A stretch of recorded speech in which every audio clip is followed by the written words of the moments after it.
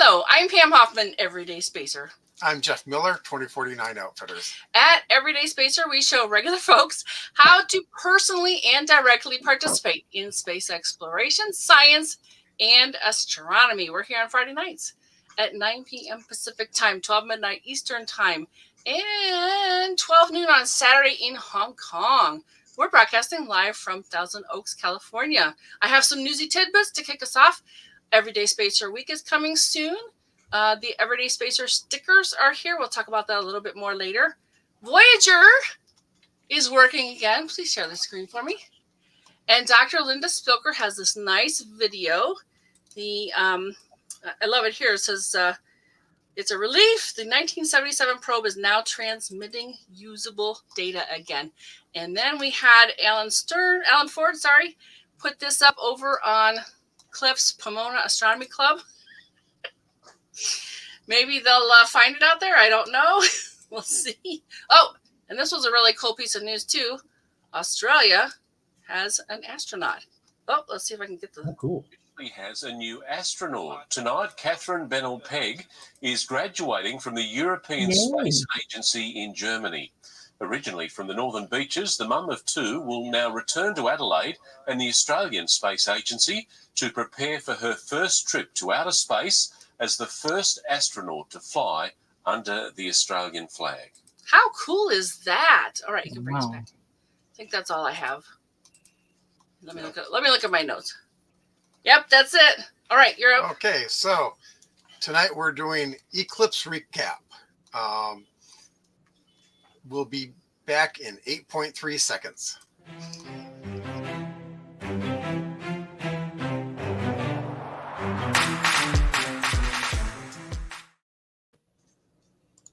For the second time, it seems like Anton Petrov has scooped us again. Yesterday, he did an episode on the 2024 solar eclipse, and tonight we're doing ours. Go ahead. Yeah, I'm sure he's watching all of our episodes. Just to do that. It's just like, what the heck? So last week we posted a call for participants, and some wonderful people stepped up to join us. Yeah, I got to think about that. Here it is. Go ahead and share that. So yeah, this is what we put out. And thank you for being here, folks. We really appreciate that. Yep. And people said yeah, so here we are. Yep. So we've got Dawn, who's basically goes by Astra Stargate and has that website. We've got Lance, who's been here, who answered our call, and Laura, my good friend, who's known since college. So. And just a little bit of trivia: the number of viewers of the April 8th, 2024 total solar eclipse was predicted to be 5 times the annual Super Bowl audience. Amazing. How cool is that? Bigger field, larger arena. Yes, much larger. Yeah. So we're going to ask each person some questions to help us understand where they were and what they saw. And we'll begin with Dawn each round because it's already after midnight there and she's been on the show before. Yeah, a little bit. We'll get her a little bit fresher each time. All right. So, all righty. Where were you during the total solar eclipse on April 8th, 2024? I was at home. Cool. I was in my backyard. How nice is that to stay home? It was great. It was great. So I can really answer your questions with my presentation. Yeah, let's get everybody else, and then we'll come around and talk about all those things. So go ahead. Oh, you just want to ask? You just want a little questions first? Set the stage for everybody, and then we'll get into the conversation. Yeah, go ahead, Laura. Where were you? I love this. I was on the Emerald Princess cruise ship south of Baja, California. All right. We were at sea and positioned right on the center line of the eclipse. We were just kind of southwest of Mazatlan. All right. And Lance, where were you? You traveled too, didn't you? Yes, I did. I traveled from California to Frost, Texas, and I was at Pickett's Hollow, which is Tom Pickett's place. and I don't know if your viewers are familiar with him. He is quite the astrophotographer, and I had met him on Facebook. And our original plans to go to Fredericksburg kind of fell through because of the weather. And he said, "Why don't you come to our place? And you'll love it. There's going to be, other observers. We're going to have a barbecue. We're going to kick back a little bit." And it wound up being perfect. And coincidentally, Cliff has arrived. Yeah. There he is. Internet's not doing well. Yeah. But yeah. Hey, Cliff. Yeah, he was over there in Frost with you, Lynn. Yep. Yes, he was. Thanks for joining us. To be reckoned with. Yeah. Oh, Scott's here too. Let's get our comments up. Yeah. And so Scott says, "Hello, Cliff. I thought about you during the eclipse, hoping you're having a great time." Yep. Yeah. All right. So, what equipment do you use? Go ahead, Dawn. Oh, well, I use my my regular trusty old 6-inch reflector that I made back in the last millennium, and it's a 6-inch telescope, and it has a full-size 6-inch 1,000 Oaks solar filter. So it's full aperture and got some lovely views. I've taken that telescope to, I think I've had three eclipses. Since I travel a lot of times, I'm not able to take it, but I think it's done 2 solars and an annular eclipse. Nice. When does a person become a solar eclipse chaser? Is it 2, 3? What do you think? I don't know. Oh, you mean like when you just become to someone who went to see an eclipse, and when you become a chaser? No, you become a solar eclipse chaser.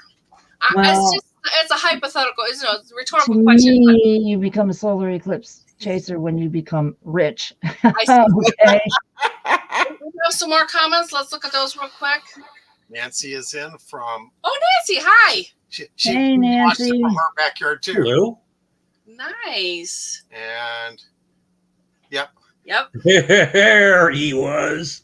Cliff was in Frost as well. All right. So let's see. I guess we go ahead. Lance, tell us about the equipment that you and crew were using for the eclipse. So I can't speak to what Ted was using, but Ted had a clock drive and was actually taking photos with a modified, I believe it was, I want to say it was a Sony camera that had a full aperture filter. And then I really can't speak to what Cliff was using either, although there were a couple of pairs of binoculars with, I think they were 50 millimeter. I brought a pair of 50 millimeter, which had, eclipse filters on them. And then I used my father-in-law's 4-inch refractor. And he's been letting me use that for going on years now as I do sunspot counts for the AABSO. And right. It works fine, and it actually can track, so it gives me time to sit and make accurate group counts, because the spots are important, but not quite as important as the number of groups when you're looking at sunspots. Got it. And then I used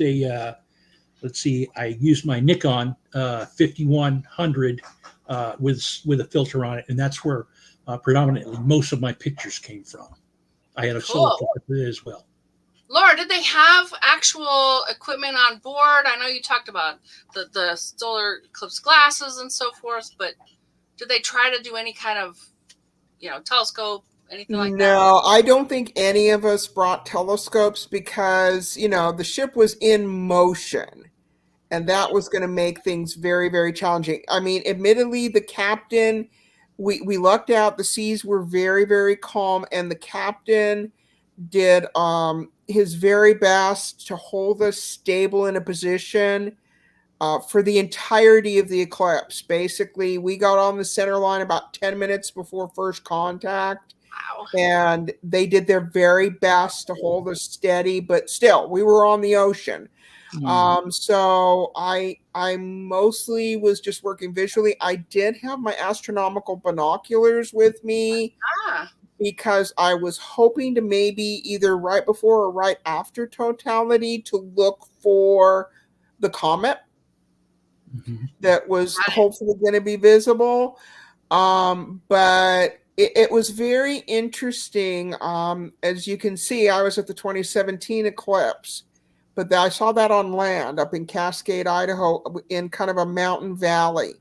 So it was much darker at that eclipse with a wide open horizon, being in the middle of the ocean. Right.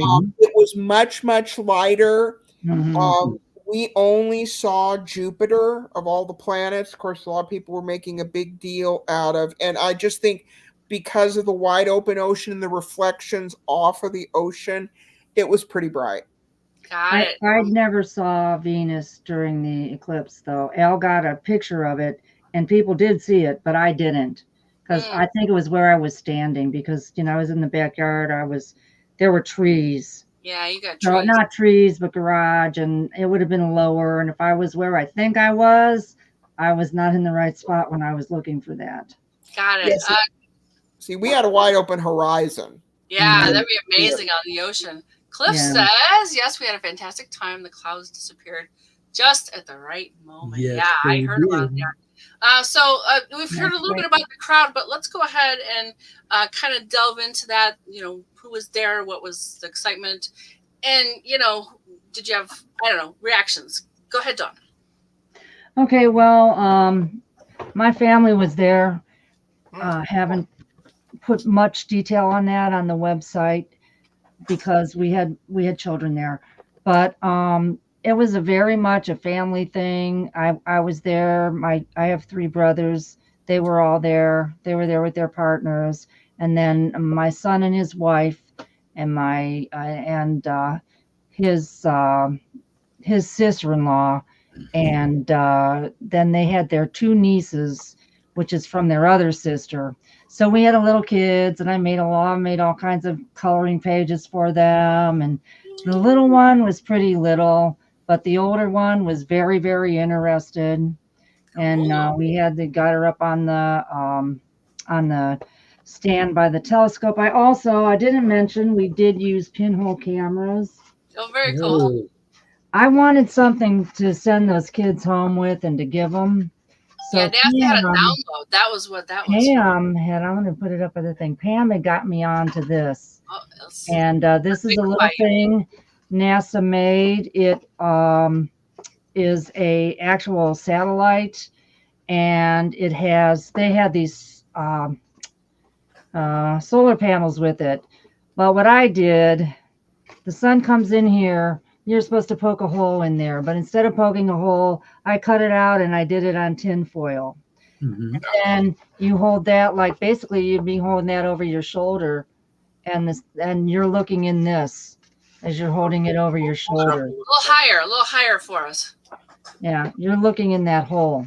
I'll just show you the Yeah. hole. You're looking in the hole. Mhm. And so I made I those. think yours turned out better because I actually did the model, and the hole was way too big. Those are it's a Mhm. mock-up of what the heck was the? Can you read it on there? I can't read on there. It was a mock-up of one of the satellites. Yeah. So I gave these to the girls. Nice. And then of course we all had our observe with NASA, and I'm going to show you this real quick. You might want to put me on big for this. Me and my smiley Amazon box. So we had taken this to the annular eclipse, and Al decided that he was going to change it. Instead of just open box, he made his own little peepee hole there. Excellent. And then he took this part of it, and he poked holes in there. There's All 3 right. different holes. I can only see the big one now in my camera, but there's 3 different size holes, and they work pretty good. The image you were getting in these little boxes was, probably too close, but you could see the shapes. You could see the shapes of the sun and moon. And we take some comments? also attempted to make eclipse treats, which didn't turn out so well. There's not any pictures of them on my website. Let me put it that way. I got some comments for you. Ready? Okay. Nancy said we Wow, saw Venus, okay. but not Jupiter. I saw Jupiter and I was trying to see that comet. And Yeah. it was just, there were too many clouds. you go. At my site, at our day, there was no way you could see that. I did Yeah. see Jupiter though. Oh, we didn't put that on our list. A question about the weather. Cliff says Skywatcher Pro 650D Canon, Thousand Oaks filter, binos with filters, and 5D Canon solar filter handheld. He's also got.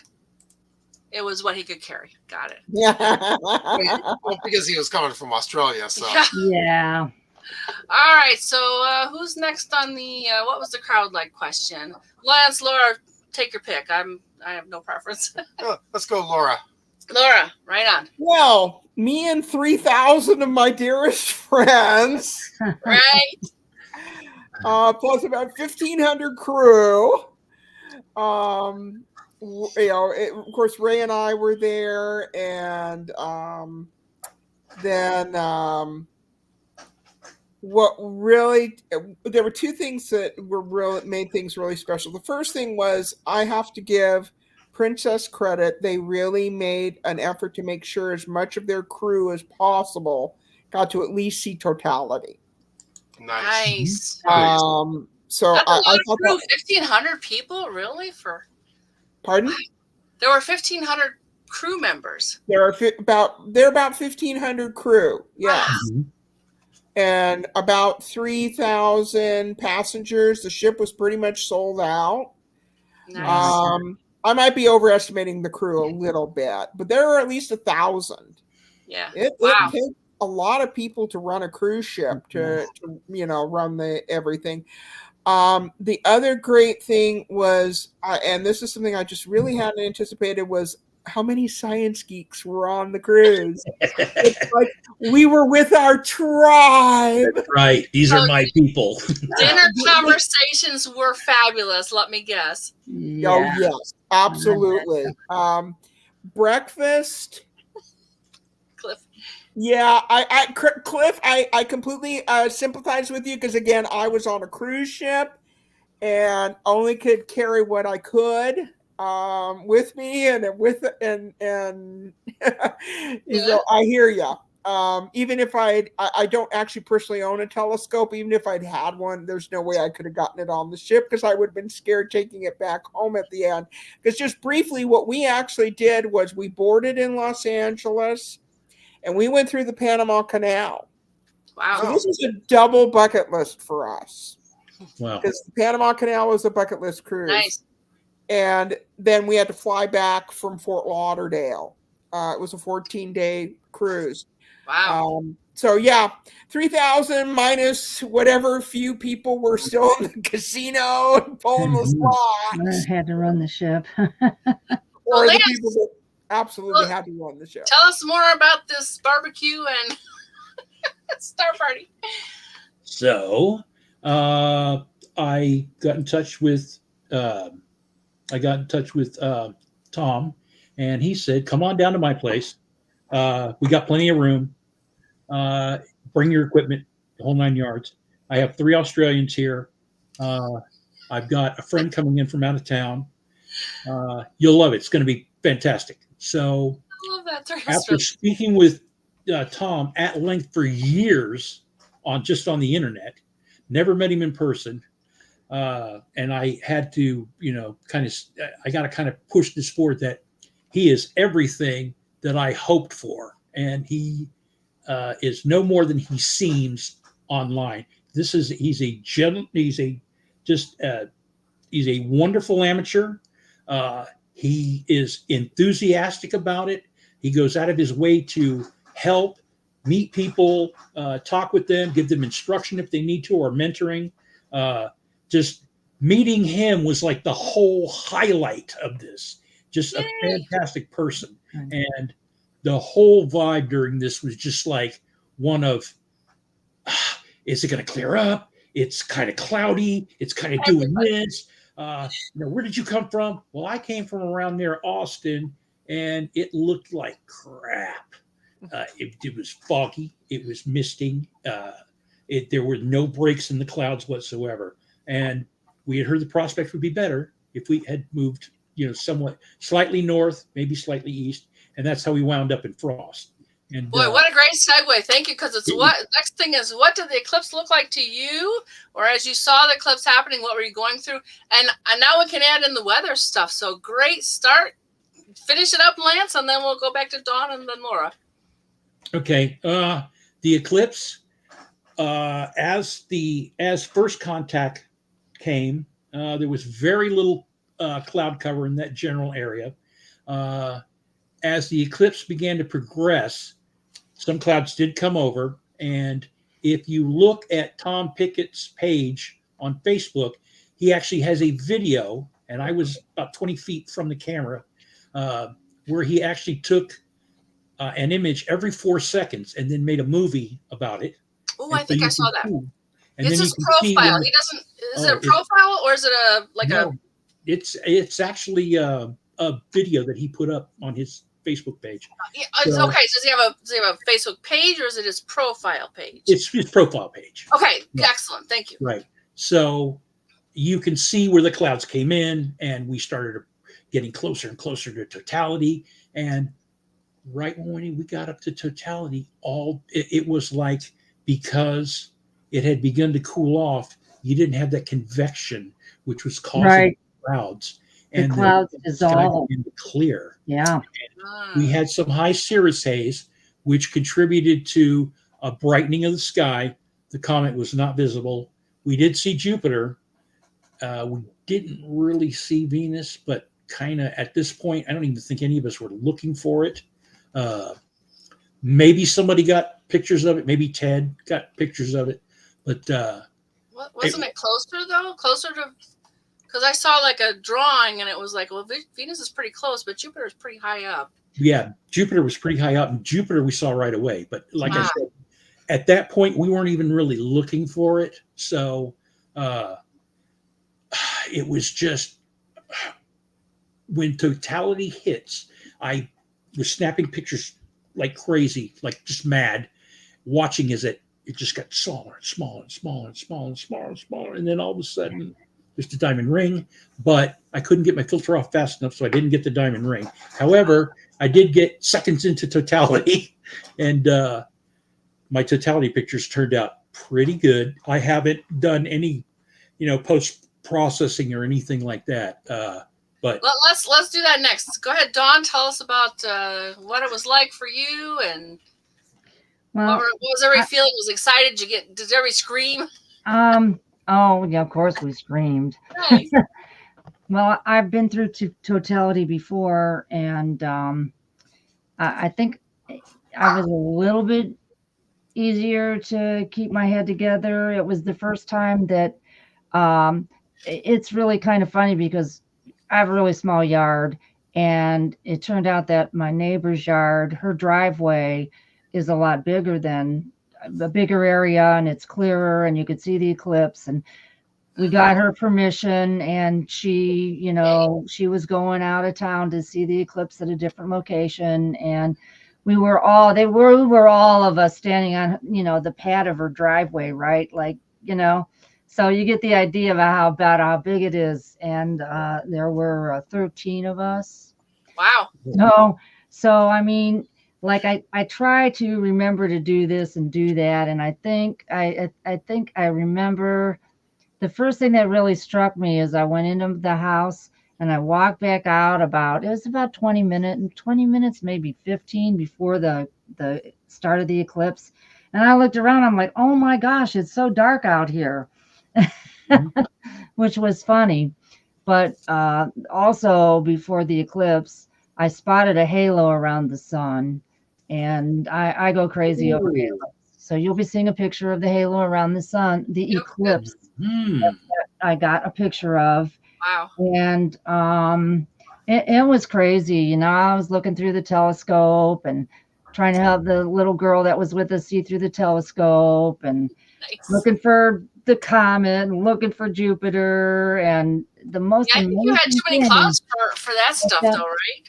You had too many clouds. The clouds that we had did not obscure the eclipse. I mean, not to my telescope especially, but I mean, we were using the we were using the viewers, and I also have some welder's glass. I don't like to talk about too much because, you know, who knows how safe somebody's welder's glass is going to be. Yeah. But you can use welder's glass, and I have some that are safe to look at the sun through. I like to use them for like sunspots, naked eye sunspots. Mhm. But I also I didn't mention I have solar binoculars, the ones that I used Oh, during great. the other eclipse, the annular one. Didn't use that as much. And we were trying to get our kitchen utensils to show the little eclipses all over the place, and it just wasn't happening. Got it. I think, well, first of all, we were doing it down onto the concrete for one thing, but I think there were really, because the colander has bigger holes than the little pinhole cameras. I think Yeah. it was too big with the clouds. I think that's Ah. why they had a straw hat, and I would look through that, and sometimes I could see some of the images, but I think those others had too big of holes in them. So we got a couple of comments, and then Laura, I want to hear about like that really big crowd and yeah, me too. yeah, that must have been so amazing. So Cliff says, I talked about the beer at the end, and he says, hey, Lance, did I give you that card? Yes, you gave him our card. You know, like Well, we found each other on Facebook, so Cliff, when I first read that, I thought you saw a bear wandering in. No. That's why. this is a beer, yes. Yay. All right, Laura, lay it on So- us. Big crowd, excited people, all of our people. Tell us more. Now, we finally wound up on the aft sun deck of the ship, up at the top, and so it was just part of the crowd, if you will.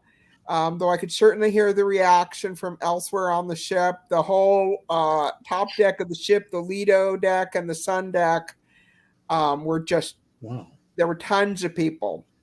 And you know, as the eclipse progressed, you could feel the excitement, and then you know, you saw that last sliver of the sun starting getting ready to disappear, and everyone starts going bonkers because they and then what I found interesting is, okay, so the last sliver of the sun disappears, and then there was just a second or two of just darkness, and then pop, the corona comes out.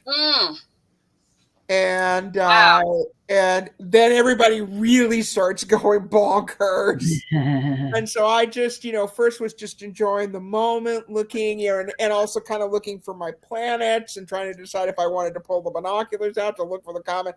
Said, no, I can barely see Jupiter, so it's probably washed out. So then I pulled out my camera, and I had, you know, I was working with a Nikon 5150 DSLR. Mm-hmm. I totally blew chunks when I tried to shoot the 2017 eclipse. Oh. Everything was hopelessly overexposed. So this time, you know, I had some settings to start with, started shooting with those, and then I made some changes because I was trying to go with longer exposures to get the outer corona, which is much more diffuse and wispy, so you have to work with a longer exposure. Got it. I'm sure Lance can speak to that much better than I can, so I'll leave it to him. I just kept shooting. I've tried. I need a class. Hey, we got a couple more comments. Paul D, thanks for being here. I think this is the first time you've at least commented. Cleveland, Ohio, at beach on Lake Erie Shore. Oh my God! Nice. 4.5-inch reflector telescope projecting sun onto a 5-inch viewing screen. Boy, that sounds really neat. Is this someone you know, John? Yeah, I don't know. Paul I'd have to know their other name, their last name. That's fine. And then Larry Scher says large holes show crescent once more than half sun blocked. Okay. All right. Very cool. Yeah. And just so you know, we got a partial here. And partial, yeah. I was in the parking lot of our office, and other people from called another every office. 2 minutes. Yeah. Hey, did you see that? Other people from our office came out and you know, sharing this the glasses around, and then just as an experiment, since there's a little bit of air between my fingers, I tried doing something like this to just make a pinhole camera with my hand, and I could actually see the crescent on the ground. Nice. Cool. Yeah. Wow. You didn't tell me that. That's cool. I like that. Yeah, and Yeah. I kind of last minute, I pulled out a few things and set up, and my neighbors were like, "I knew I'd see you out there." Yeah, Laura, you had something to say? Yep. I did. This was really cool, I thought, and I was sorry to miss this part. I work for a church that has a school that has an elementary school, and our principal sprung for eclipse glasses for the entire school. Wow. Nice. And they went out and got to see at least the partial phase of the eclipse because I'm from California, so we were about 50%.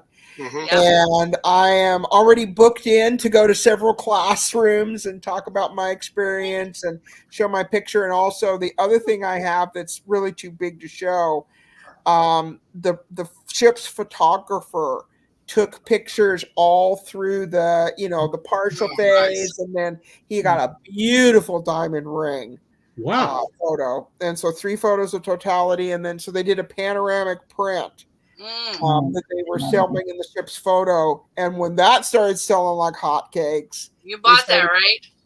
You bet I did. Very cool. What another great segue. So now this part, Jeff has written, "Show us the goodies," and he means the photos. So where should we start? Dawn, you've got some stuff, right? Yeah, I'm going to show from the ones from the internet, so maybe the people have their personal pictures to show.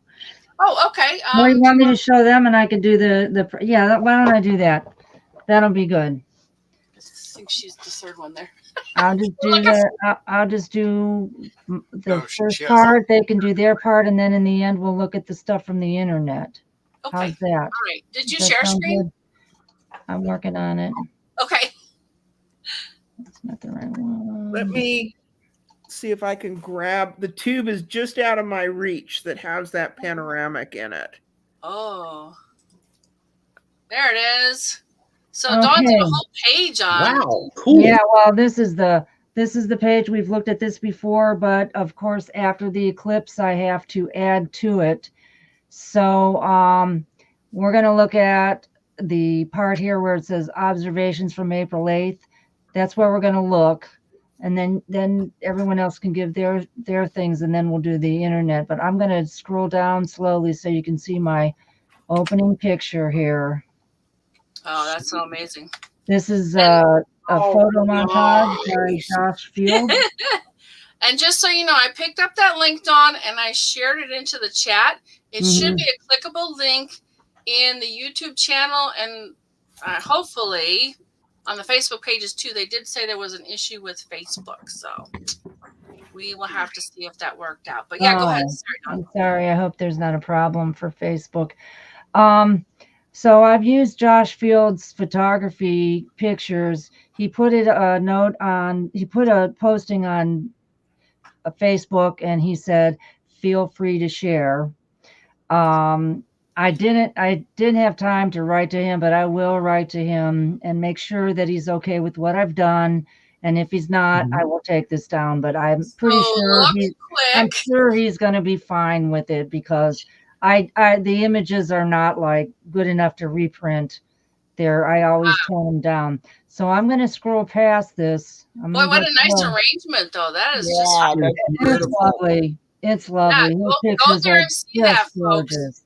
And I also shared them on Astra's Stargate Facebook page. So if you are tuned into that, you could find it on there. I'm going to go down, and there's the eclipse lot of information track. And then here's me in my backyard with my trusty telescope, getting ready. You ground the mirror for that, right, Dawn? Right. It was in the last millennium. I've been using this thing for a long time. Yep. And there it is. It's got that filter. Yeah, that's from the Glenn Research Center. And it has Cleveland there. They actually designed it there. Nice. And actually, I think Cleveland being the Glenn Research Center home, I'm not positive, but I think it may be the only NASA center that was actually under totality for this eclipse. Oh, well, that might be makes wrong. sense. It does make sense. I think it is. So they had a big deal very there. Now here is our 22-degree halo. I love it. Wow. I just that's love cool. Nice. And I have to say that, all those clouds that you see there, they are much thicker than they were in person. I think it's the light gathering apparatus of the camera. Right. It wasn't quite that solid cloud look. So And a damn nice as I day said, for you could see through it. You could see through the clouds we had. But this was my best shot of that. And then I got my diamond ring as it was coming out. Oh, nice. I was trying to take a picture, and then all of a sudden someone yells, "It's coming out." And I was lining up my shot, and I just hit the shutter. But I did see the end of the eclipse through the camera that I had. It was actually, of course, zoomed in. So I got a little high definition on that for my eyeballs looking through the camera. So I wasn't observing. It's even better on the website, folks. Go and look on the website. It's even better. It's not showing up as clear here. It's really, I think, but I'm not positive. This may be the best eclipse picture I've ever taken. Cool. So I'm not going to go down around the internet. We'll come back to that when we're ready. All right. So let's see. I've got Laura's. Do you want me to set that up? Yeah. Let's see. That's Cliff's. We'll show Cliff's as well. Okay, here we go. This is Laura's. Yeah, so at the stage. Yeah. Oops, I'll get the cursor out of the way too. Oh, that's lovely.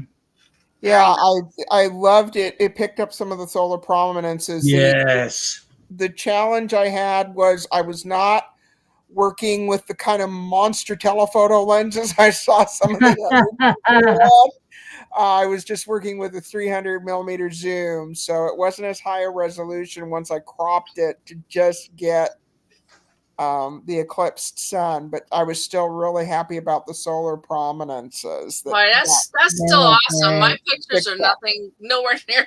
That is awesome. I've never been able to take a good picture. Bravo. I was disappointed that and I'm trying to pull out the panoramic that was done on the ship. Is that a true halo or is that an artifact? That's an artifact. Okay.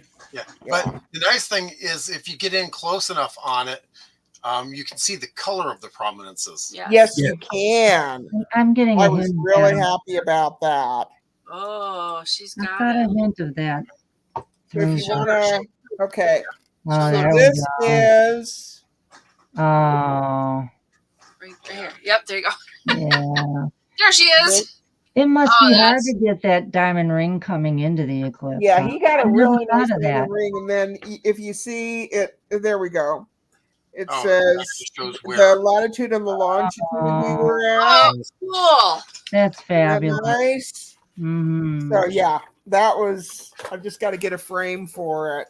And Scott says, on Dawn's website, the pictures are amazing. I agree. And I would also say you could also, if you go to the Princess Cruises Facebook page, there were some photos that were taken. There was a second Princess ship that was very close to us. The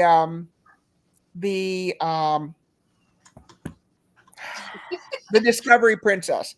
I actually had a photo originally I was going to show, and we were having some problems earlier. Cruise ship convention on the path of totality. There were 4 large cruise ships and 2 of the smaller expedition type cruise ships, and they have some pictures from the other Princess ship that were taken during the eclipse, including a real interesting one. I don't know if they were catching a reflection on the ship's superstructure of the total phase, but I highly recommend going and looking at that. So, because some of those pictures were pretty cool.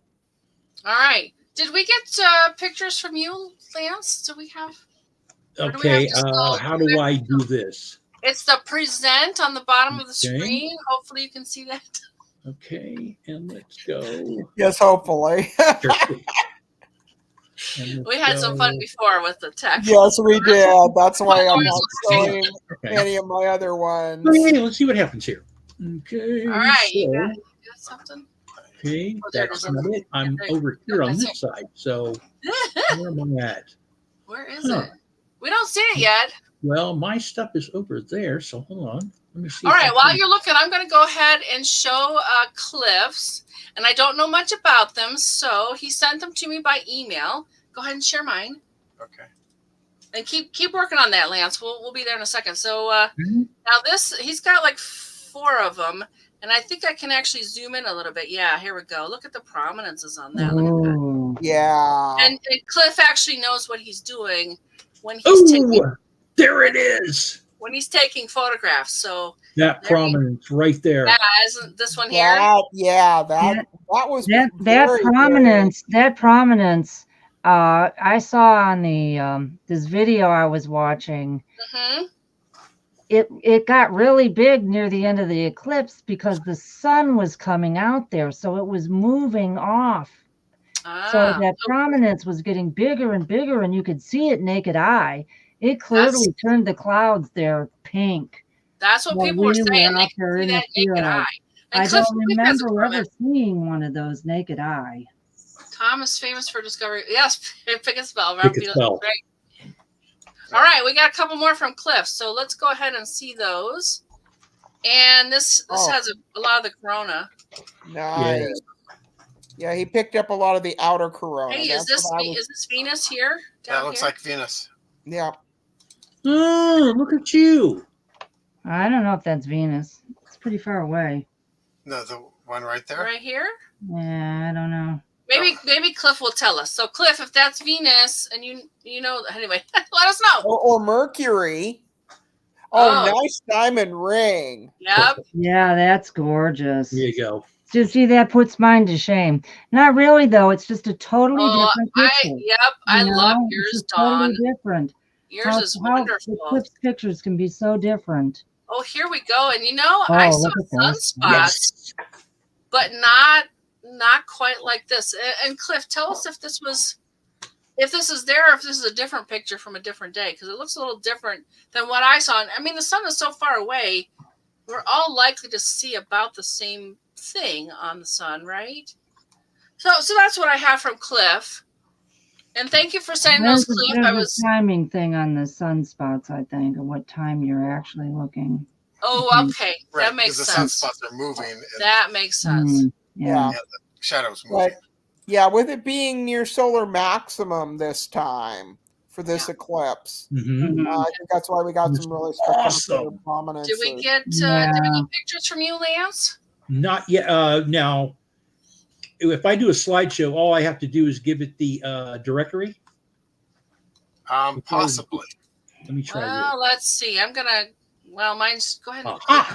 From my computer. Yes, I will. Okay. Oh, we loaded ours before. That's I fine. don't know. That's fine. No, this will only take a second where I can go. Okay. All right. Here. And while you're doing that, I'm gonna just mention that. Go ahead and show mine again. Show mine again, because we did have a couple other people. Catherine said can't make it tonight, but she did send us a little bit of information that she wrote. These are a couple of articles from her in USA Today.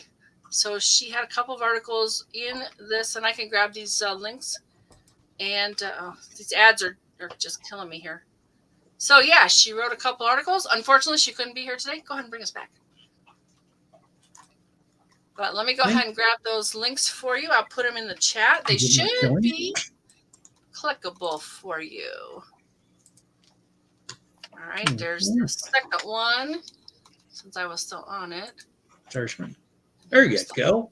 That's what I wanted to see. Did you make it, Lance? Yes, I did. So yay! Let's here on this side. Okay. Right, there's the other link, folks. Those are the two articles by Catherine Smith. This was at the start, obviously. Well, hang on. We don't see that. What you're talking about? Because I'm looking at it says entire screen. So It's it's not letting me. Let's see. Why is it not doing this? Here we go. That share. Okay. You're not seeing it yet. No. No. Huh. Oh, there we go. That just stayed. Ah, yes. Uh-huh. Ooh. Oh, there we go. Nice. Oh, nice. Yay. Okay, so here we go with this. And real quickly, you get to see a quick show of. Let's make this bigger. This was should show some of the clouds. That's So- amazing looking. Clouds or no. It's Yeah, not so really this is- changing for us. Oh, it didn't change? No, we don't see it any different yet. Yeah, I'm just seeing the sun with a bite out of it.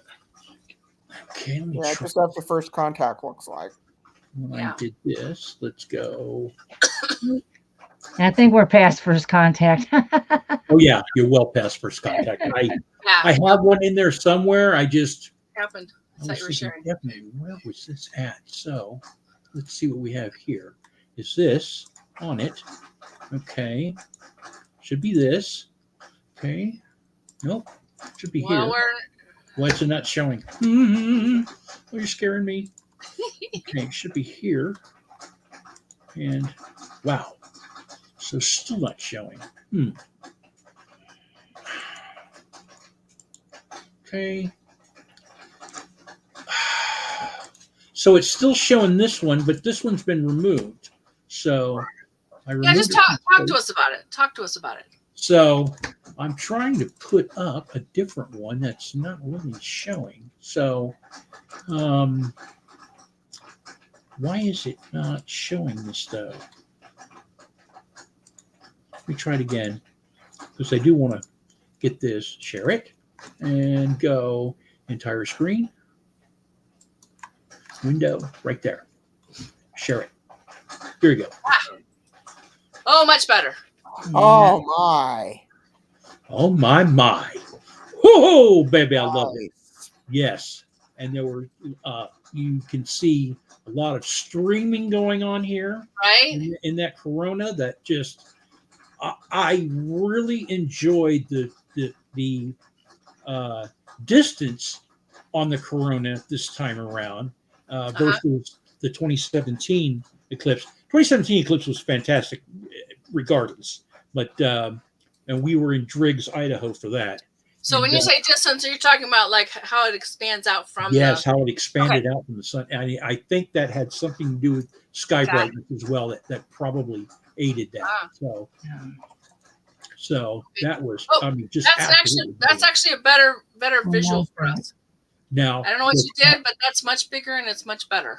The thing that I did not get though is I did not get the prominence, and it was funny that at the same time the totality started, and you could see the prominence with your unaided eye.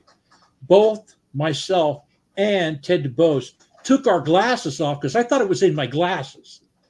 And I started cleaning my glasses, and I looked up and I went, did I promise? And they were like, yeah, we see it. So, okay, right on. So, All yeah. right. So let me try doing this one here. Okay. Yeah, that's amazing. That one from Yeah, the you stage. definitely got more of the outer corona than I did. I just got the inner Yes. corona. Yeah, I think you have to adjust the camera. I You remember when we went do. to Baja. Remember Bob Kim actually knew what he was doing. He would adjust the camera. Yeah. You have to go to a longer exposure, and then usually that means that the inner corona will be really over. Oh, nice. Now this actually shows well a few of the sunspots, and it shows the cloud cover that we were kind Yeah. of dealing with there during Hey, the initial. Lance, Yes. go back to what you were because all of a sudden it got small. What happened? I don't know. try and toggle back to where you were Go out before. of full screen again on it. Oh, is that what it is? Yeah.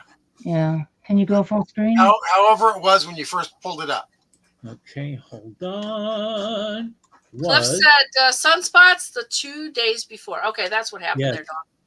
So that one bunch was more in the middle than Yeah. when we saw it. Yeah.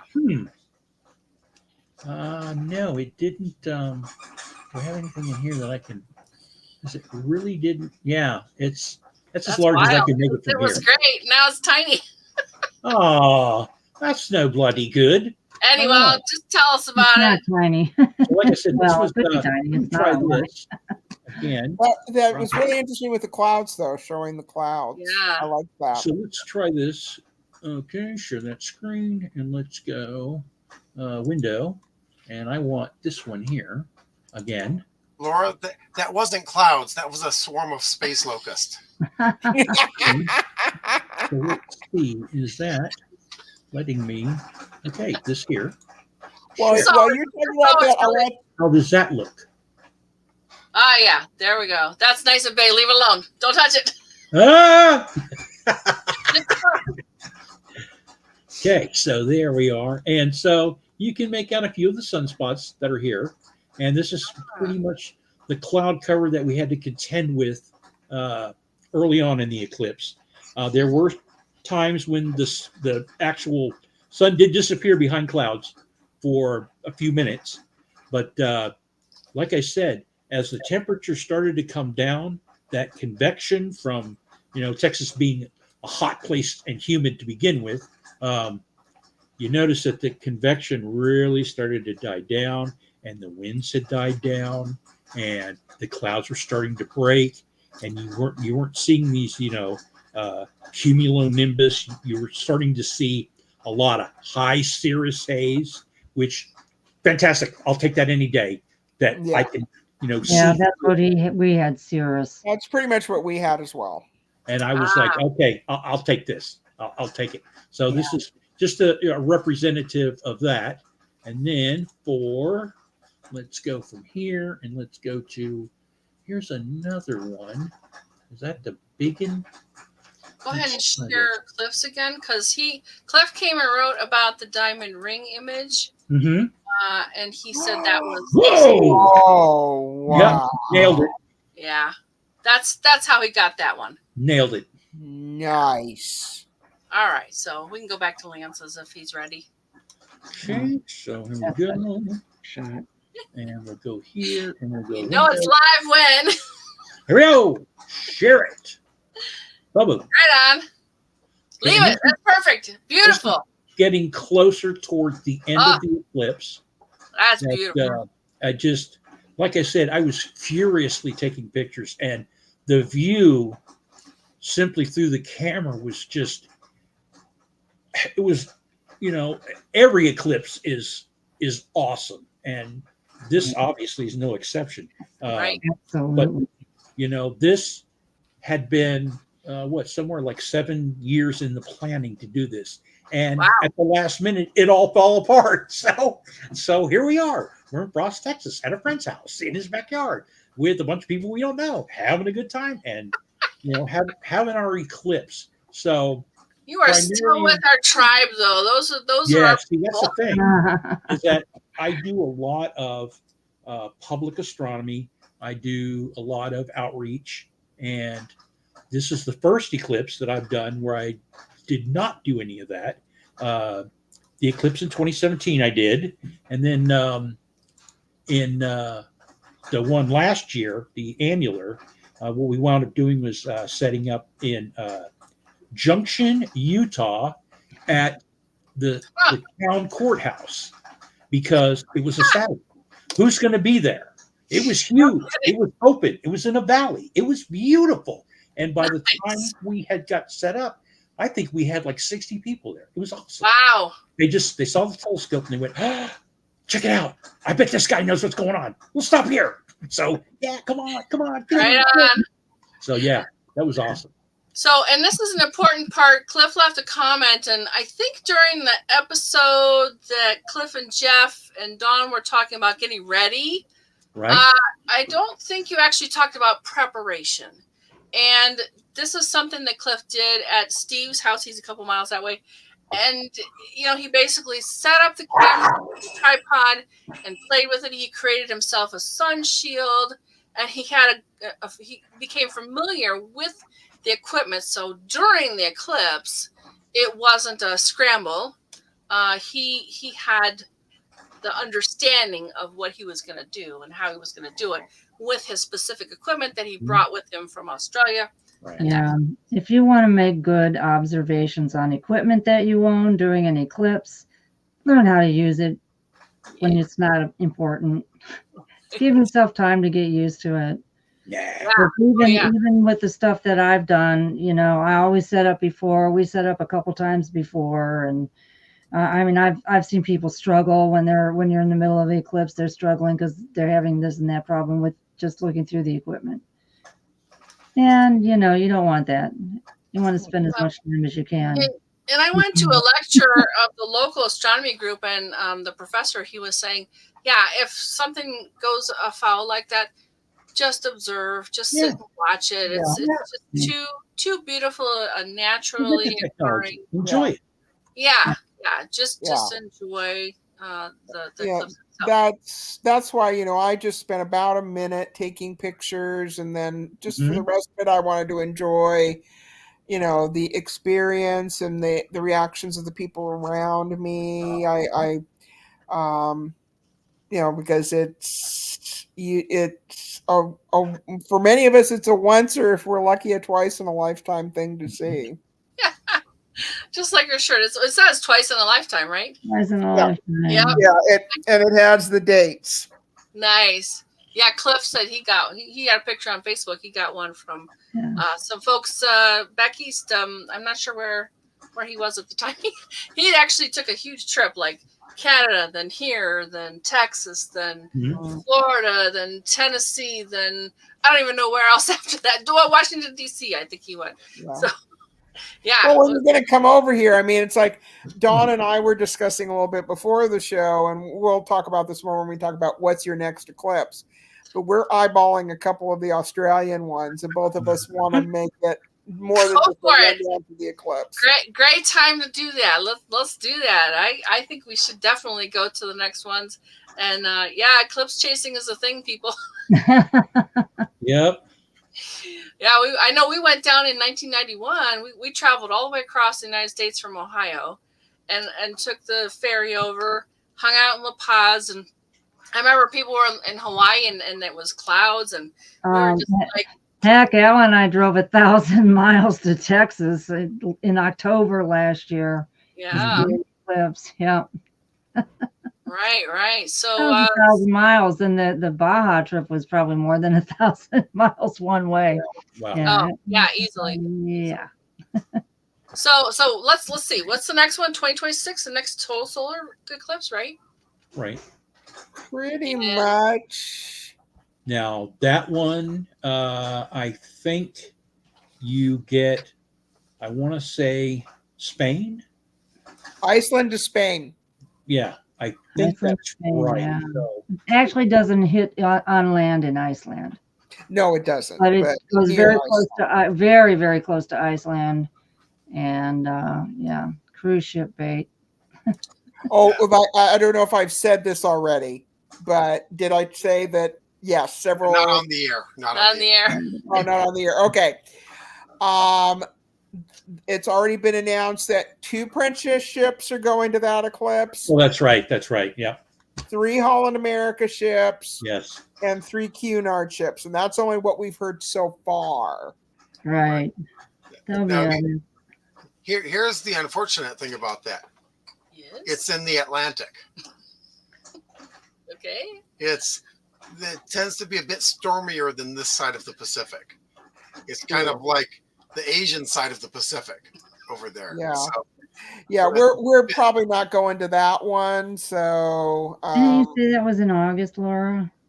Yeah, it's late August. That's the other problem August. I would have, because it would be difficult for me to take off. Late August. It shouldn't be bad in the Atlantic, I wouldn't think. But yeah, the 2027 is one is a little bit more possible for me. That one is going to go through the Strait of Gibraltar and then cross the Mediterranean and then go into Egypt. Luxor, here we come. yeah, boy. It will be over the Great Imagine being in I the want to see those photos. eclipse. Man. the advantage to if I choose to do it on a cruise ship again, in the Mediterranean, it would be a little bit calmer. So Yeah. That's true. It would be. Yeah, We'll see. and weren't you saying something about having an eclipse over those pyramids? That'd be like, that's 2027. Yeah. Yeah. Right. It's going to be a lot of people with that in mind. I predict. oh, Oh yeah. And that is in the It's summer. gonna I cost expect it's going to be hot. Oh, it's going to be. Pisa. Yeah, Well, it unless will. you're used to that, it's going to be miserable. But I think maybe we need to be in the Mediterranean for that. Yeah. yeah.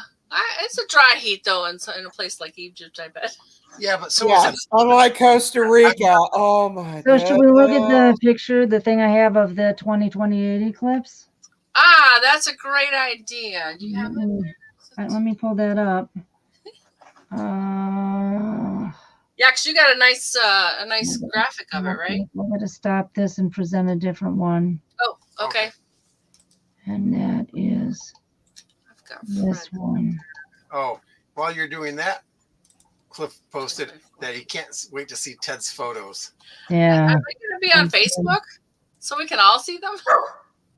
that would be great. I'm thinking, Yeah, maybe.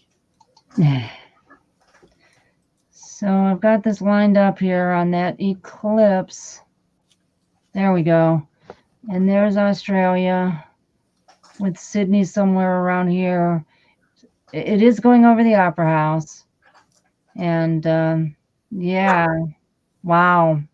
but I think the asterisk is where it's like Greatest eclipse. Greatest eclipse.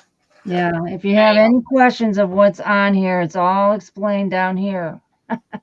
Right Is below that it. the same This page is or how to different? read an eclipse chart.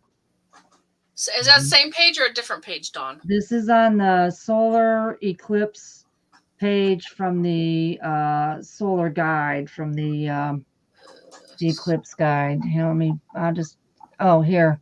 You hit this little button here. Okay, that's the And you go 2028. up. So, and then on each page, it will tell you. And like, if you go from the April 8th eclipse, you can use this thing and just hit the solar eclipses and see there's the total.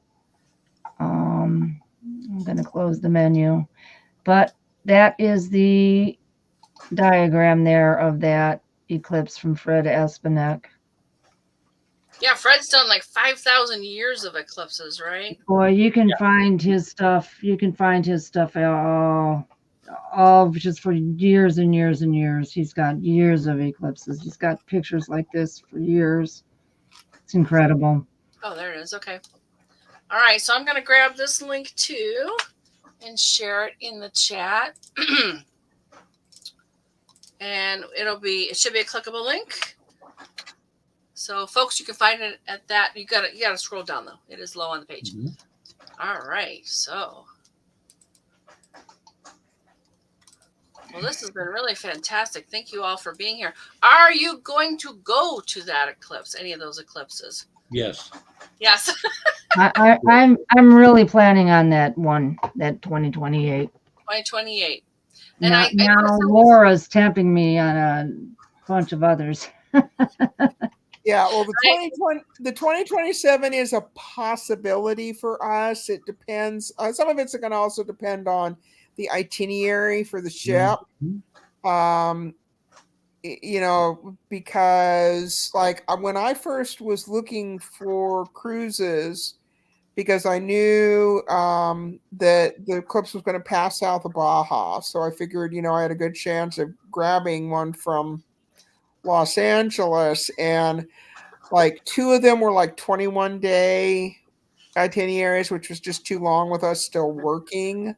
Mm-hmm. Even the 14 was a stretch, but it helped that we only had to fly one way. So some of it's going to depend on the itineraries, whether we do 2027. There's another eclipse in 2030 that also is going to touch Australia.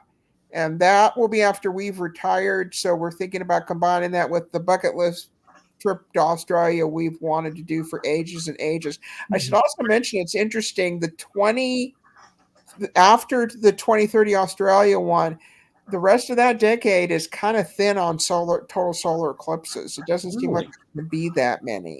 Well, every year there's 4 or 6 eclipses, and they can be a mixture, total, lunar. Okay, You know, but lunar. we need totality though. Yeah, It's the gotta be total. Or annular. I mean, I really wanted to see that annular eclipse. So did I. I desperately wanted to see that. Yeah. I still need to see an annular. We had an annular one here in Southern California in the 1990s. And I went down to the beach to try and see it. And it was towards sunset, so the sun was setting in the west. And Jeff and Pam can certainly talk about our marine layer, right? 15 minutes before annularity, the marine layer rolls in Oh no! and blocks out the sun. That's the one thing they don't talk about on the clear sky chart. You all know about clear sky charts, right? Yeah. Yep. Good. All right. You know, Cliff posted a note, but it showed up 3 times. I don't think we need to show it 3 times. I'll show it 3 times anyway. Here, see, 3 times. He went back to Woodland Hills, the camera shot. Yeah, you did. Oh, got it. Okay. All right. Cool. So any other comments? Lance, did you have, are you gonna go see another eclipse? Do you have a plan? Yeah. Oh You yeah. working on it? I am. We are already in the process of planning Egypt, and hopefully being in Luxor at the time.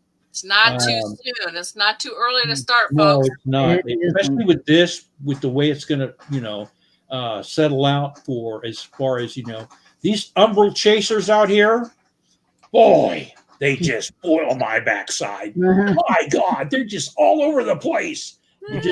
You got to get in there, and you got to plan soon. You have to plan for it. Something like this, and there's also, what's the political climate going to be like? Is it going to be safe safe to travel? These are things that we need to take into consideration. Can I take the hit for the outlay of expense?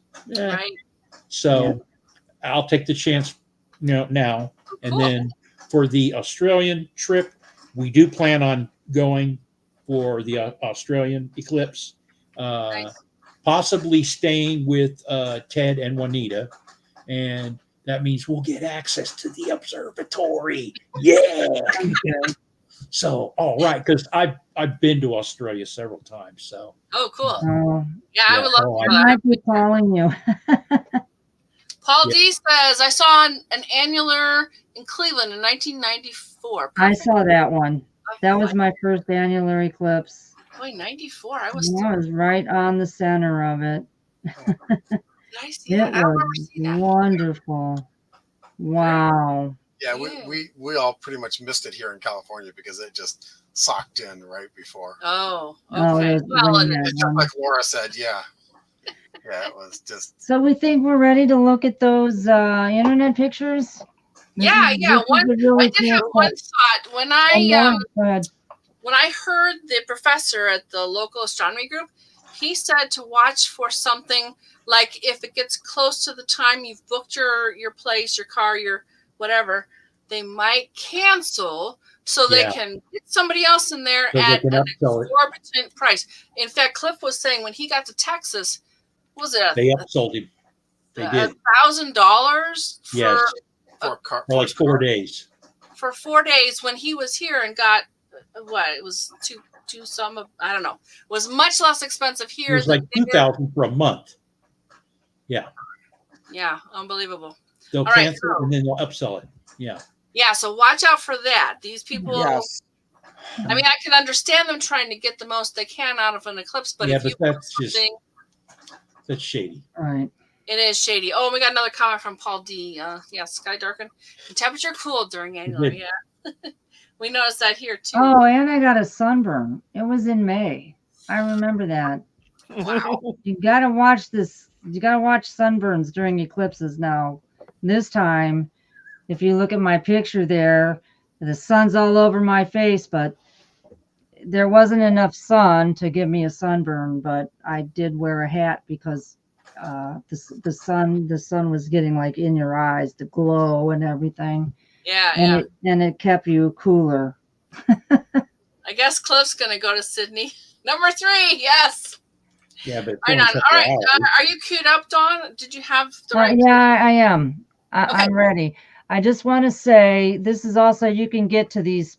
I think I showed at the beginning. You can get to this from the top there, instead of drilling through. So this section here, these are some links to some cool stuff. Anton's video, mind-blowing phenomena during the 2024 solar eclipse. It was very good. Yeah, and then this channel 3 WKYC, they've got a 7-minute video, which is what is totality like in a city, and they also had a telescopic view going with it. And then I just found this drone view. So those are things you might want to see. So I'm going back, as I started at the beginning. Photographer Josh Fields, he said we could share his images. So here's his solar. Whoa! Wow. Yep. Here you go. And nice. I can make it. Yeah, see, he knows how to take pictures, doesn't he? You want it bigger? Uh-oh, it's not getting bigger. It's getting littler. No. No. Why is it getting littler? Okay, it's big enough. So there you go. Go to the site. See it on the site. Get on it. Well, you gotta look at his Facebook post, because you can drill in that. The corona is very, very hot, and it's made from plasma. It's plasma. Plasma. Where is it? No, it's the other one. It's the other one. We're coming on the next one. Here is the prominences. Right. Gorgeous. And there's that one. Yep. Yeah. And see, it got really, really big as the sun was getting ready to pop out. But they were, I said there were 4 corners. They were all over around the sun. Yeah. Nice. They were just everywhere. This is the one. This is the one that goes along the plasma, going along the magnetic. Yeah. So it pops up off of the surface and comes back down. The material, this plasma, comes back and up down. It loops around. But if those loops are really strong and close together, it turns into a flare. I think that's how it works. Oh, wow. And now the last one is just like purely an aesthetic. Yes. Oh, gorgeous. Yeah. So beautiful. Yeah, that is gorgeous. Just fantastic. I like this. I'm writing this up, and I'm like, Josh took a picture over this stream, and I look at it and I'm like, that is a river. What is wrong with it? Because I didn't have his explanation of the whole picture there, Beautiful. He's overlooking a river or possibly a lake. Well, in most of the stories that I've read or seen in the movies, that's the shot where the Dark Lord is about to invade the world. I believe that. And there's your Venus. Right there, you see it's lower to the horizon. Yeah. And this is I just love this picture. I love all these pictures that he did. He's very good. I need a class. I would like to do that too. I've done a lot of stuff, but I have not figured out how to take beautiful astrophotography. So I'm going to move on here. Satellite observations. I'm not going to play this. I don't know what's going on with this thing, but this is the one I really wanted to see. This picture is taken from the Lunar Reconnaissance Orbiter. Oh, yeah. It's been orbiting since June of 2009. Amazing. And what they did is they turned the camera and they took 20-second shots. Now you notice it's in black and white. And that's their cameras that they use on the moon. And just to point out, the reason why I like this picture and wanted to point it out, is taken at 2:59 p.m. EDT, which is just before our eclipse began. And we are somewhere up in here. I don't know. I can't tell where we are. Maybe in here. And Laura was in the water in pretty much that clear spot that you see. Yeah, exactly. No, but yeah, I suppose I was going to say it was earlier there, but I guess it's not a lot earlier, is it? It's this I is think that I'm pretty sure I have posted on my Facebook page. They actually did an animation from the LRO of a series of pictures. Yeah. That animated you can see the shadow. Shoot, I wish there was a way I could share my Facebook page or my Facebook post. An animation of the shadow of the eclipse crossing. I think it's on the other part of the site here. We're not looking at it. Yeah. Well, do you Laura, guys remember that? You can copy a link of the page of your post. You can put it in the comments right here. Okay, hang on. I'm going to have to click over to my Facebook page. Yeah. Okay. I go down to the next part here. Yeah, let's take. What'd you do? I just. Oh. Okay. This is. I wanted to hear some comments on this. This is SpaceX Starlink satellite observing the eclipse, and now this video I got from where is it? It's above it. MVTV. Oh, I thought their name was right on there. Anyway, what they did is they took the image that was posted by SpaceX and they actually turned it over. And there is, let's go back a little bit. There's the eclipse. And I'm going to stop it there. I wish they would quit showing that. There we go. I find this interesting because yeah, that is not a navigation camera. That's not an engineering camera. That is a full color imager. And it makes me wonder how many cameras are on these satellites that are passing over our bodies every day. But it's just incredible. It's just incredible to see this. And I'm going to let it go to the end. Okay, this is the link that Laura shared with us. And I have some comments whenever we're ready.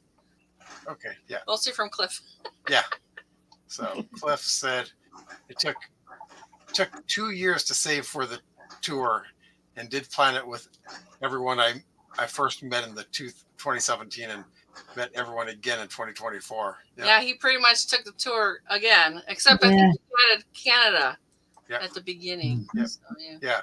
2000 for 4 days. Oh, for the car. And then 1,000 a night for Yeah.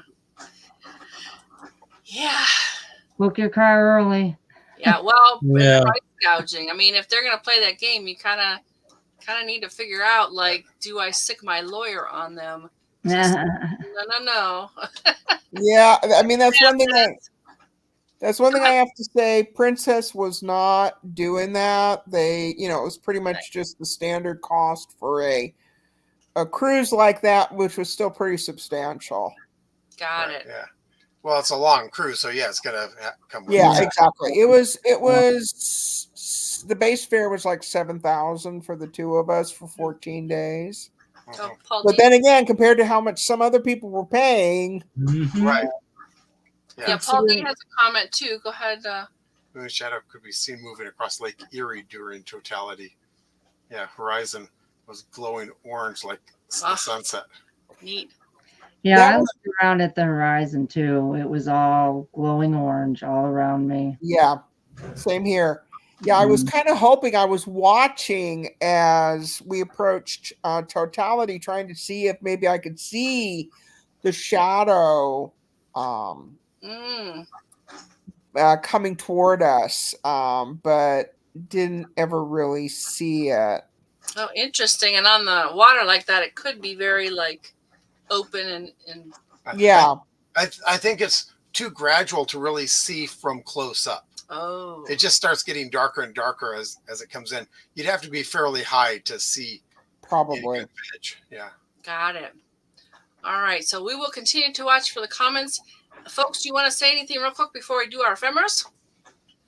Because we have a I'm couple. good. I hope everybody out there enjoyed the eclipse Yes. and that everyone who tried got to see it. Yeah. All right. So you want to do this? Yeah, sure. So some stellar events this week, April 26th through May 3rd. It's kind of quiet this week, so ponder this. But Limited edition swag, everyday spacer, limited edition sticker. There will never again be one just like this. Oh, I actually have some pictures of it too. Swag. Swag. Yeah. But Yay. I want you to see how big it is because that doesn't really tell you. And you can see it in my hand. Yeah. So, yeah. And I think the idea is that we're going to put together some kind of Patreon patrons offer. The folks that are already our Patreon patrons will get one or more by mail soon. But we'll cook up something else to entice more people to join us as Patreon patrons. So watch for that. There, okay. Go ahead. April Please subscribe. April 26th tonight, Antares is 0.3 degrees south of the moon. April 28th, the next Globe at Night project begins, and it runs April 28th through May 7th. And in the northern hemisphere, look for Leo. In the southern hemisphere, look for Crux. And what you do is you load their app on your phone. You snap a shot of the constellation and upload it to them. And what it does is it lets them measure the light pollution in your area, and so that they can crowdsource a light pollution map, across the world. Yeah, apparently this is a very important project, and everyone can participate. Yeah. And also on the 28th, the moon runs low. Just need to charge it. April 29th, Mars and Neptune are in conjunction, of which you'll see Mars. Maybe. April 30th, Pluto and the moon are in conjunction. So I guess Moon. on the 30th, look at the moon and know, yeah, Pluto's up there somewhere. It's up there. Yeah. Closest I'm ever going to come. May 3rd is our Friday night show, and we're doing another profile. Stay tuned to learn who. And find us again on Fridays at 9 p.m. Pacific time on the Everyday Spacer Facebook page, hopefully, and the Everyday Spacer YouTube channel. Also on that Friday, Saturn is 0.8 degrees north of the moon. What inspires you the most for this coming week? All right, and I do have some other events and activities. It is ready to go. You can send art to space. This is a Blue Origin Club for the Future project. I think you can actually do digital as well as actual postcards. So clubforthefuture.org is a good place to start for that one. I really like this idea of a photography class. That's going to be in Utah, though, September 26th through 29th. Maybe if some of our viewers are up there, they can go ahead and check that out. The free book is still available. I actually ordered it this week. Then there is Rocketown, May 4th and 5th. Rocketown Comic Con. That's actually here, Lompoc Valley. And guess who knows where that is? Because he went there 3 times. Yeah, trying to watch the launch. Yeah, but yeah, it's a Comic Con. I've never been to a Comic Con that isn't San Diego, but probably a lot of the same stuff, just not as much of a zoo. Yeah, probably good. And they had some interesting people for that one, too. There's this Automate Power Up Conference, May 6th through 9th in Chicago, Illinois. Humans to Mars Summit. I think we have some dates here. Yeah, May 7th and 8th in Washington, D.C. I really like to talk about a bunch of different things, and I'm finding them on Facebook because every time I click on it, they show me more. This is Apologia for Science Fairs. Do we have more about that? Homeschool Science Fair. Oh, you know what? It's real quick, though. If you do happen to have something ready to go, you want to send that in because the video submissions must be received by April 30th. So apologia.com. Check that out if you're interested. Then we've got, like I said, Everyday Spacer Week is coming, and National Space Day is one of the days during Everyday Spacer Week. They're going to talk about this. I'll talk about more on next week, May 3rd. This is for teachers. Sign up to receive curriculum packet, event reminders, and educational materials. So they're taking advantage of National Space Day to do more education for young people. Oh, yeah. There you go, Laura. Go back to Oh, it. yeah. I'll grab the link. SFW2030. I'll grab the link and put it in the comments. Yeah. So, and you'll want to find this later, Laura, on the YouTube page. Oh, we actually have comments here too. So No, I thought Paul. Yeah, it looks like Paul B has one. Yeah, no, covered it. Oh, we did. Okay, awesome. All right, so let's see what else we have. Oh, there's some nice trips. If you want to go to Iceland in 2026, they have some options here. Yeah, it is not too early to start planning for these things, folks. Definitely not. And I talk about it every time, but everybody waits. So this was kind of neat, Curiosity Box. I've seen it before, but it showed up again in Facebook. So you can go ahead and get, I guess it's every month. Oh, quarterly plan, annual plan, 55 per box or 60 per box, depending on the one you choose. And I think you'll get a monthly package with little experiments to do. Pretty cool stuff. Then Identity Engine powering our online lives. I think this is, I don't know what this is. Oh, here it is. It's a conference, May 20th through 31st in Las Vegas, Nevada. All right, and I love to show these things. Like Cliff will post a lot of different things. This is Skywatcher Australia. It's an astronomical event, Comet 12P Pons, and I guess it's visible now, but the best view is on the 27th of April. And I think it's going to be from the Southern Hemisphere. So yeah, if you're in the Southern Hemisphere, folks, go ahead and look for that thing. Do it. Oh, and I got this by email. This is pretty cool. State of Vandenberg Space Force Base, Friday, May 17th. They are going to have an event. You actually can check in and go on the Vandenberg Space Force Base. So that's kind of new. They used to do a once a month thing, but then the shutdown happened, and I don't think they've picked that back up again. But they do have this event. The Chamber of Commerce in Lompoc sent me that. One thing I want to mention that some of the people on our, and unfortunately I didn't hear about this until it was too late, but some of the people on our ship the day before the eclipse saw a launch from Vandenberg. Oh, Nice. There was at least one photo that was posted. I belong to the Facebook group for the cruise. And so someone got a beautiful shot from the back of the Princess. Yes. All right. Here was something, again, not too soon to start planning for the next eclipse. What I did was I grabbed that image and then I came over here and visited the page. So that is information about, what are they talking about? Sunset Chasers Travel Agency can help you out for 2026. There it is. All right. Oh, and this one's next. So I think we're talking about that later. Okay. Go ahead and bring us back and well, maybe you're up next. So I'll set it up so you talk. Oh, good. Oh, look, there it is. If you were Sorry. That script. There we go. If you're someone you know has done something interesting involving space exploration, science, or astronomy, we'd love to share our live. Join us again next Friday, May 3rd. Our profile is Father Angelo Secchi. Yay. And, oh, okay, yeah, and there we go. There's more. Say more. Oh, say more. Yeah, last week we demonstrated a cool citizen science project called Sunspot Detectives, which it's finished now. It's done. Yeah. That was fast. Yeah. Oh, I missed it. Yeah. And it's counting sunspots, Lance. Yes. In old photos and drawings. And we learned about an interesting person, though. Father Angelo Secchi has many firsts to his name, and yet he's largely unknown. So we'll do a profile on him to begin to change that. He is so interesting. Yeah.